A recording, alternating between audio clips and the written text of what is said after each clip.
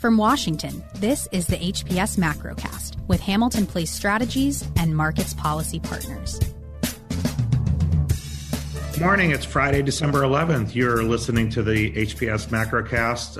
Tony Fratto back. I've been away for a couple weeks. Sometimes my day job gets in the way of things, but I'm happy to be back on the Macrocast. Disappointed I missed a Jobs Day Friday last week with the guys, John Fagan, Brendan Walsh, with Markets Policy Partners, our regulars, and then our regular special guest, John Dick from Civic Science, from the great city of Pittsburgh. We're going to talk a little bit about the economic sentiment index, where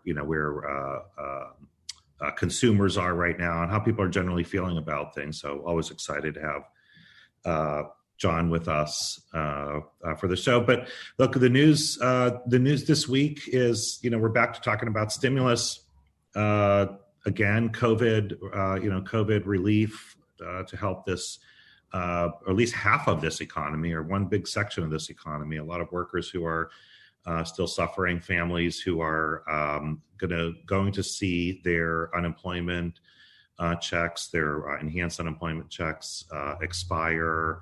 A huge surge in COVID cases, hospitalizations, deaths, over 3,000 a day now for a couple days running. So we're getting no relief from no immediate relief from the virus, but we are seeing on the horizon vaccines come, more news on vaccines every day, which is great. So we know help is coming eventually in this, for some people immediately, for more people in the new year. But for now, we still have people facing a lot of hardship because of the pace of the virus and the near term potential loss of benefits. Markets guys have been following along. Let's ask John and Brendan what they think about that. But sort of setting the table a little bit, we've got a bipartisan group out there with a $916 billion proposal. Some of the it's got all of the elements that we've talked about, a lot, or most of the elements we talked about a lot, including PPP and unemployment, enhanced unemployment, insurance, and actually, I think I called it the 916 plan. You get these confused. That's the 908 plan. It's the bipartisan plan. Is the 908 plan that does have state and local, some state and local funding in it, and enhanced uninsurance benefits, hospitals, vaccines, PPP. And then there's the new thing we saw this week was the administration coming to the table again with a $916 billion plan. The Secretary Mnuchin brought. Again, like we're all talking about the same groups of things, but in this case, he zeroes out on enhanced unemployment benefits, but does have some money for for state and local in there. And through all of this, we're seeing the usual dance between Senate Majority Leader Mitch McConnell, who's focused on his caucus and retaining control of his caucus with the upcoming January 5th big Senate runoff elections in Georgia. And Speaker Pelosi trying to defend her caucus up until and their proposals and their needs up until to the deadline. We keep thinking the deadline is the end of the year with expiration of benefits, which is actually, I think, on the day after Christmas, Boxing Day, December 26th. And but we also have the expiration of government funding, the budget, the CR, which is today.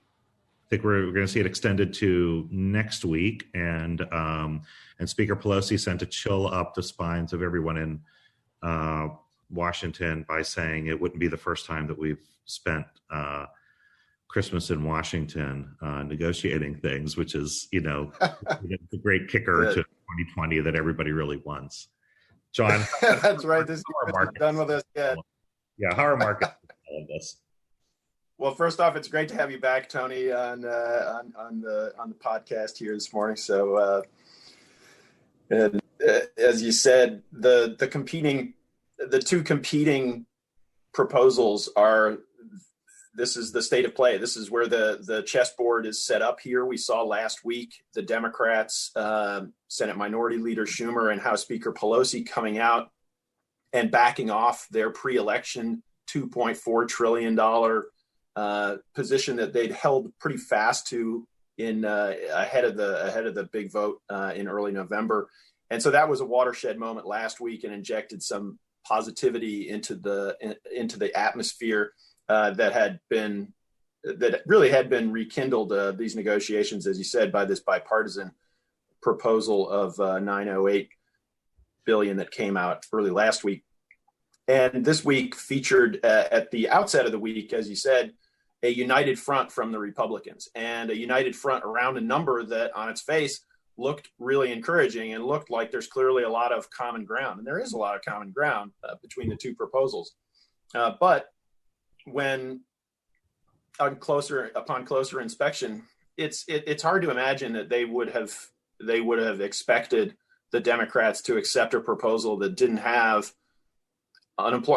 enhanced unemployment benefits to the extent that they would want them. So Mitch McConnell's endorsement, although he was part of the united front on the GOP side, led by Treasury Secretary Mnuchin, the main deal maker of the administration here. McConnell's endorsement of that plan was always a little lukewarm and much more circumspect than McCarthy down in the House. So it wasn't necessarily a big surprise when Schumer and Pelosi balked. Pelosi called House Speaker Pelosi called the lack of enhanced unemployment benefits unacceptable. That's as she would. That's certainly not a big surprise. And Mitch McConnell took to the Senate floor and blasted them for obstruction. So there's politics here being played. And the sad fact is that the backdrop is really grim here when we're looking not just at the surging COVID-19 cases, but we're beginning to see the impact in economic data increasingly. Last week's, we missed you for Jobs Day, Tony, but that was not a good jobs report. No. And we got some pretty bad news in the weekly jobless claims for last week. And that's a good point.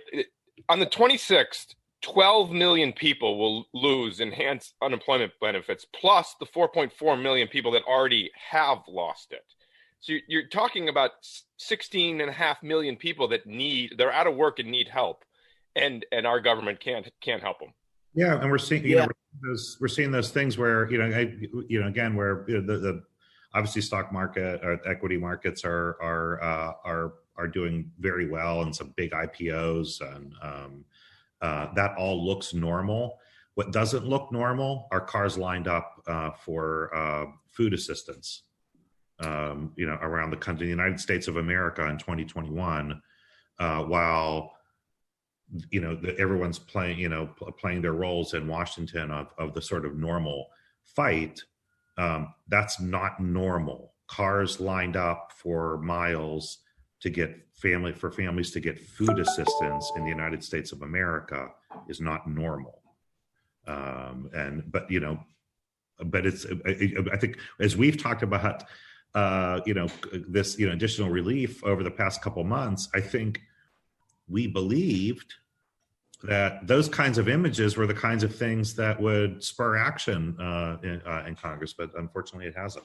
Yeah, the entrenched positions, obviously, the GOP caucus in the Senate came out. It was the number 2, Senator Thune, came out and said that it's going to be really tough to bridge the gap. The bipartisan proposal on liability limitations for COVID lawsuits is just not something that he sees being able to be bridged at this point. Staffers in Majority Leader McConnell's office were quoted as saying that state and local government aid is going to be a real problem for them to get through their caucus. and obviously, and the Democrats, for their part, are certainly stuck on the unemployment benefits and that liability insurance. They're must-haves and can't-haves for both sides, and so it's possible here that we might get, and this is something that Majority Leader McConnell alluded to last week, that they pare this down to the common ground that they have, and they put something together, at least something that rides along with the omnibus spending bill that's probably going to pass by next Friday, and then they agree to come back to the table. Part of that really is because this double-barrel Georgia Senate runoff has supercharged the partisan passions here in Washington, D.C., and it really is the elephant in the room in this. Yeah, I think it really is. I think we kind of knew that going into Election Day, that if the Senate was not settled, it was going to make this much harder. But I think we felt it was unimaginable that we think we could wait until the results on January 5th. So that means going into the following week to determine what a plan would be. We felt like we were late for assistance a month ago or 2 months ago. So waiting an additional month just seems absurd. We don't know who the president's going to be. There's a big court case going to the Supreme Court. We know who the president is going to be. We know, and it's following you on Twitter. On Monday, we'll have the electors will vote and sign and seal and send those envelopes to Washington, D.C. so they can be counted on January 6th. But yeah, we know. But it does. But to your point, Brendan, though, it goes to the Georgia and the partisanship. Yep. Well, we have the elections in Georgia, and we do have the elevated partisanship, and even to the point of 106 odd members of the Republicans in the House of Representatives signing on to a cockamamie lawsuit that Texas filed to ask the Supreme Court to overturn the election, essentially. So that's where we are. It's like it's we are in a really stupid period, and you could laugh about it, except for the fact that we still do get images of these cars lined up for food assistance every day, and government not functioning properly, and a transition that's not moving ahead in a forthright way, when we have some big urgent crises. That obviously first among those is the health crisis that and dealing with stemming the spread of COVID, and then getting vaccines out, which is a very complicated endeavor.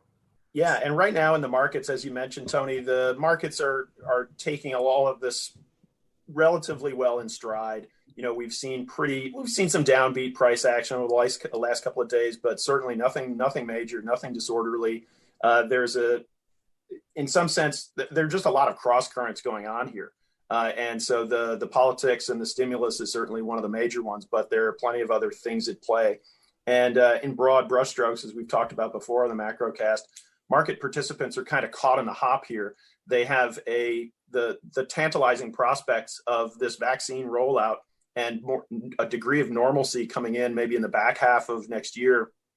It's so exciting to them, and it really does keep the spirits boosted on Wall Street. But at the same time, that is still a relatively long time away, and the near term looks so dire. Trying to balance that against this near term, this is a double dip recession risk that we're facing here, and how market participants are weighing that. It's hard to get excited. It's hard to generate the same kind of mania about Zoom and the stay-at-home stocks that just like soared through the pandemic with all of the liquidity tailwinds behind them as well. Now that we see the light at the end of the tunnel, it's hard for that mania to come back for those stocks that really led the market for so long.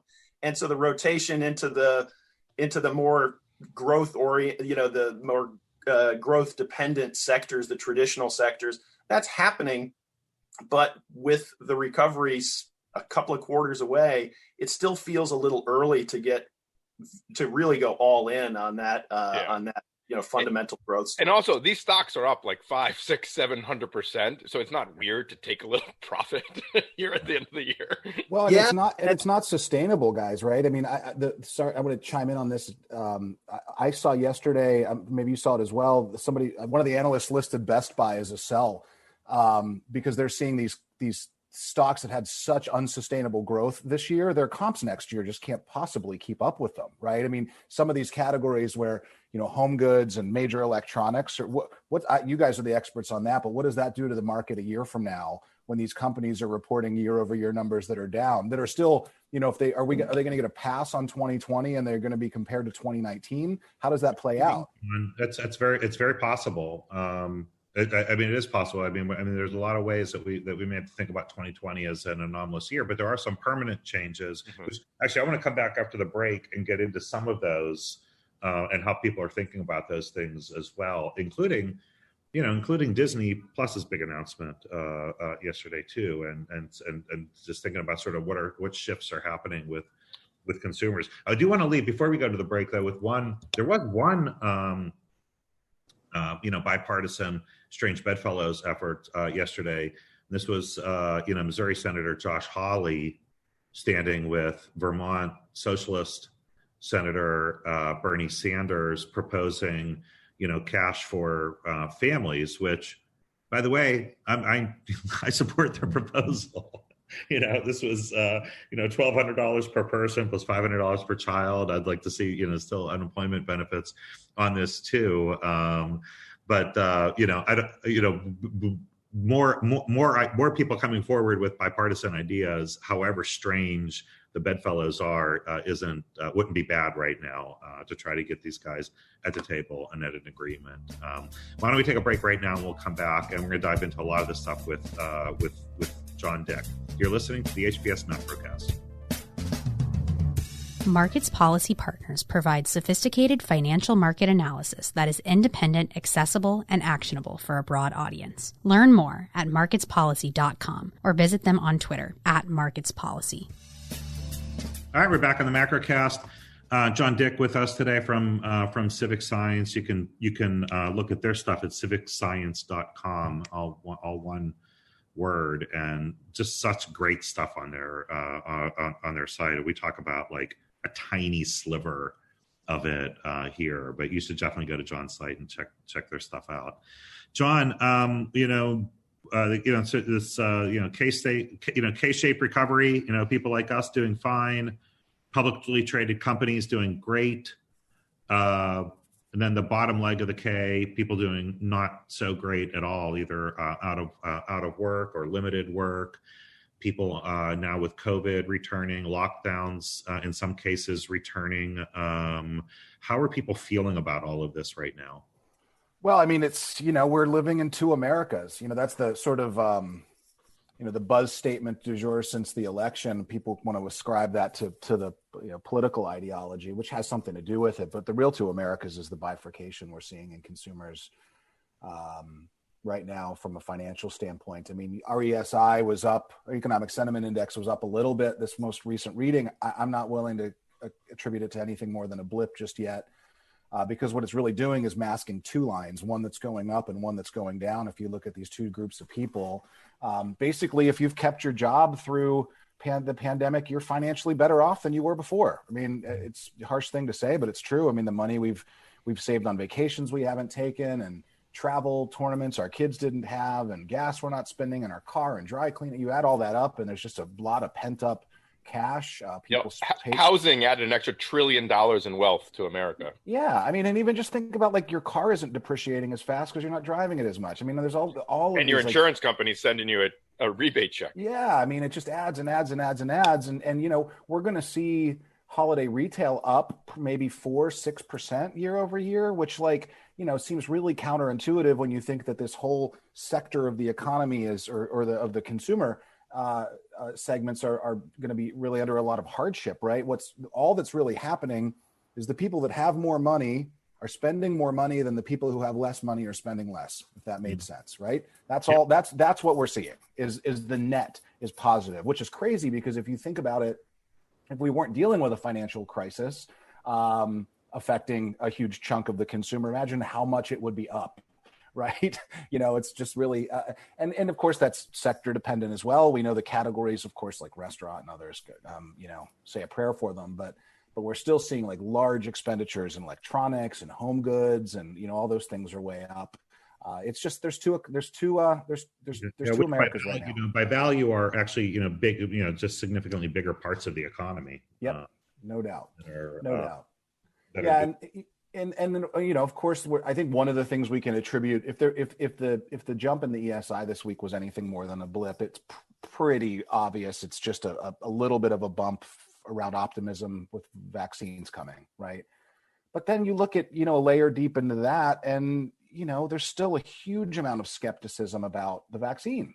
People who are saying I'm not going to get it, or I'm not going to. A quarter of Americans are saying that they're going to wait at least 6 months after it becomes available to get it, if at all, right? Because we've allowed this doubt and cynicism about science to creep into the country so badly that we're going to be fighting that. So it's not. They're actually thinking about having athletes get it first and do it publicly, so that if LeBron James will get it, you'll be more comfortable with getting it. Yeah, first. but here's the problem with that: is the group of people who are saying they're not going to get the virus are not listening to LeBron James.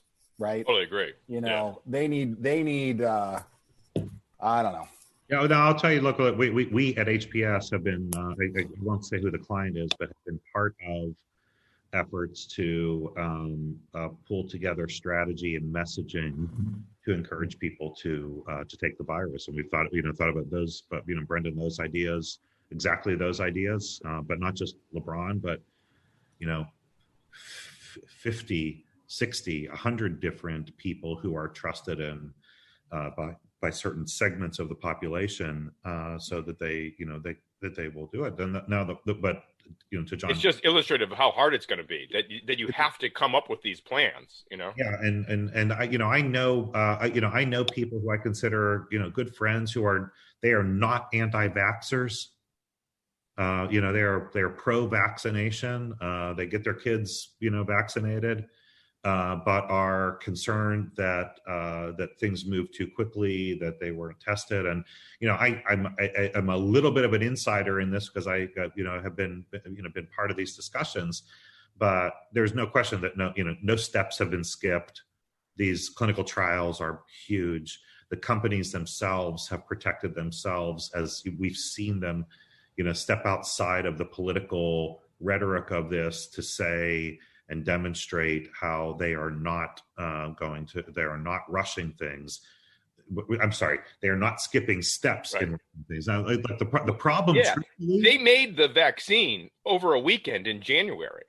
Right. That's the amazing thing about COVID. It's actually a pretty easy virus to fight. It's pretty stable. The risk hasn't been on the COVID vaccine. It's all the other vaccines that they were working on that went to the bottom of the pile. Yep. Right. So, there were, there's some other disease that somebody is waiting for a vaccine solution, from these pharmaceutical companies that went, went back to the back of the line. So that's where those kinds of concerns were. COVID just moved to the very front of the line. And so anyway, but to John's point, we do have this challenge of getting people to believe in it. There's another challenge, is that we know that even with all of those efforts, some people still aren't going to receive it, and we all have challenges. Sports stadiums have challenges, entertainment venues have challenges.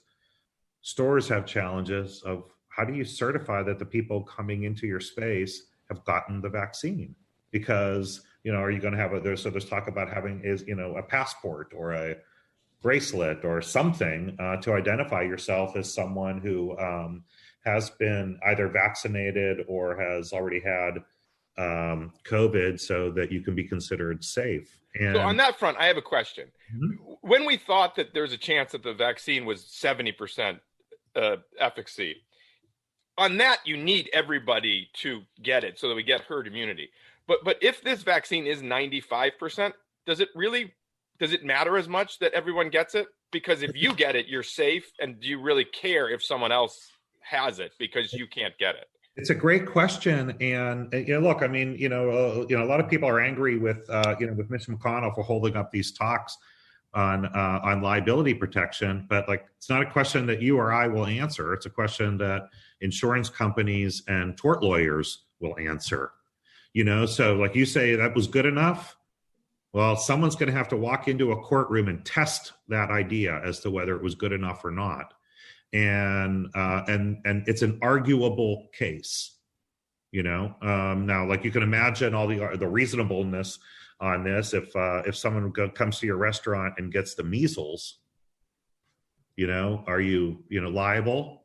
No one's ever said you were liable if someone got the measles in your restaurant, because you can't control what the person sitting in the chair behind you does, but is there a different standard for COVID? And no one, again, like this is what lawyers live for this, right? This is trying to find the answers to these questions. So Tony, I want to, you mentioned sort of the, do I have a card that says I got a vaccine? That you're getting into another rabbit hole. If you wanted to make the strongest cocktail of political tribalism you could make, you take COVID and add privacy to it and throw it into the same drink, right? You've got a group of people who are, we're doing some analysis now. Some of the airlines are talking about creating passes or an app on your phone that you basically could, digital health that you would have to show. Man, you want to talk about a polarizing topic, right? People are saying, I'm not willing to give up my privacy to fly, and so even all these great ideas to putting trackers on people, get in. Now, of course, you do give up your privacy to fly. I know, of course, right? Of course you do. but I get it. But I get it. That doesn't again, rational arguments don't matter. No. The political toxicity right now, everybody's looking for a conspiracy, looking for, an ulterior motive. I mean, it's just virtually unmanageable. Maybe it calms down a bit after January 20th, things get a little bit settled, but yeah, it's hard to see an easy answer when you put privacy and COVID into the same conversation. Yeah. I mean, it's why we lose 3,000 people a day, and Asia is back open. They were okay with shutting down and then testing and tracing, and basically have the government know where you are. We weren't. Hey, John, you raised something else earlier on about that we've talked about, but we keep seeing more development of it. Is there's a belief that we do get the vaccine, and let's say we're able to overcome all of these things, that there is a back to normal, but we wondered how much it's the same normal from before, or is it a different normal? And one of the things that's been easy to pay attention to are things like, we're recording this podcast over Zoom right now. We don't have to be in the same room, even though we have a beautiful studio at Hamilton Place Strategies headquarters. And there's no reason why we couldn't continue this in the future of just doing it always by Zoom. We're seeing a lot of action in entertainment space. What we saw this week was Disney Plus, for example, opening up huge parts of its catalog for subscribers, and it was. I don't know what the Star Wars analogy is. It's the Death Star gets blown up, so it's not the Death Star. Actually, the Death Star gets blown up in every other Star Wars movie. So But it's also funny because everyone's signing up to watch The Mandalorian. That's why people are so excited for Disney. Yeah, so they're signing up for The Mandalorian and Marvel and but again, this shift. Are you getting a sense, John Dick, from what you're seeing with consumers? Are you able to assess, or is it still too early, what that shift looks like? We know that more people are going to be comfortable with streaming entertainment after COVID than they were pre-COVID. But are you able to have an idea of just how much that is, or is it just too early? I mean, I think the degree or magnitude of it's probably a little bit too early to predict. I mean, it's going to change. There's no doubt about it. Because not only are these platforms moving all this content into streaming and bringing like first run movies to streaming, but Americans have spent the last 9 months significantly upgrading their home entertainment capabilities. Right, it's the thing they've been spending. Invested in it. Yeah, I mean, buying massive TVs and sound systems, and it's just a perfect storm of getting us ready to have home entertainment. But there's still this really solid group of people. It's about 17 to 20% of Americans that has not budged, that just like to see movies in the theater. That's not going away. That's one of them. Yeah. I mean, and it's going to change. I think it's going to be different types of movies will do better in theaters than did before, because it's going to be a different cohort of folks that probably want more bells and whistles and things at their movie experience. It's going to be smaller. There's going to be a culling of probably the footprint of movie theaters, and they may be smaller or whatever. But that, what's that? And we were going that way anyways. Now, exactly. To get people in, you have to have the reclining chairs, and you give them beer and alcohol. And yeah, but this was just an accelerant. But offsetting that, think about the real estate in the footprints in which a movie theater can be built is going to be a lot cheaper, because it's going to be malls that went to hell. And right, I mean, like there's a lot of conflicting kind of forces here at work. So. I don't think we have the degree of magnitude yet, but it's just one of those many things that is absolutely going to change. Maybe we can say it's going to change for the better, unless you're AMC or something. It's just finding a price point for it, right? Right. What is Tony Fratto willing to pay for that experience of going to see a movie on the big screen with my, citizens? But also getting a lot smarter about segmentation in terms of what kind of content you're willing to pay for, right? Mm-hmm. We're not going to just throw every single movie in. We're going to get much, much smarter about which movies do well in theaters and which ones don't, right? Because and going back to pay, the payment companies, I definitely have a huge tailwind from this whole experience, where this has accelerated our contactless digital payment adoption away from cash. So, the Visas and the MasterCards and the PayPals and the Squares will have basically it accelerated 10 years of normal sociological adoption of their technology into 6 months. Yeah, I mean, and who knows? There could be all kinds of new models out there, right? What if I purchase a ticket online to see a movie in the theater? Do I also purchase the right to own it on my personal library at home at the same time, right? Something like that. I mean, are there promotions? We're opening up all kinds of. Are they talking about that, John? No, I just came up with that idea on my own. That's an amazing idea. Yeah. I mean, but think about how that opens everything up, right? Because we also have a seamless digital experience where I can purchase something online. There's some digital credential that I can attach to my Amazon Prime home video account that allows me now to have access to that movie. We're seeing it. Nielsen's saying now that they've basically got to break down any kind of barriers in the way they measure media consumption across digital and television.